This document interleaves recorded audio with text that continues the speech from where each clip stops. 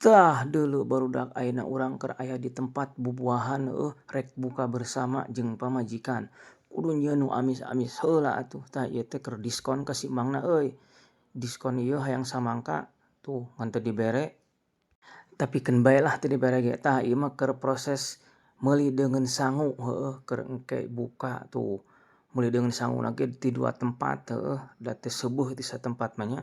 Tah ayeuna urang keur nyieun sop buah heueuh sagala geuning diasupkeun aya samangka tuh urang keur nyiksikan samangka. Ieu ge bakat kuning lapar heueuh si diterehkeun oge tuh tingali ieu. Nu kadua buah melon heueuh dak kudu sing loba sagala diasupkeun ameh ngeunah engke karasana nya tuh tingali disiksik heula. Tah ieu proses nyiksikan buah pir nya. Tah ayeuna lanjut nyiksikan ager heueuh aing amoal cai kitu kabita euy lapar aing. Tah ayeuna lanjut deui buah naga ku aing diasupkeun meh rada beureum ke katinggalina.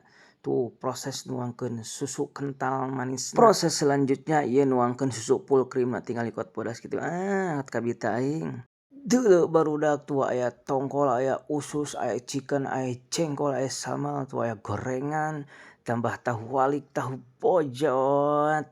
Tah ieu basreng menang nyeun sorangan. Tah deuleu barudak.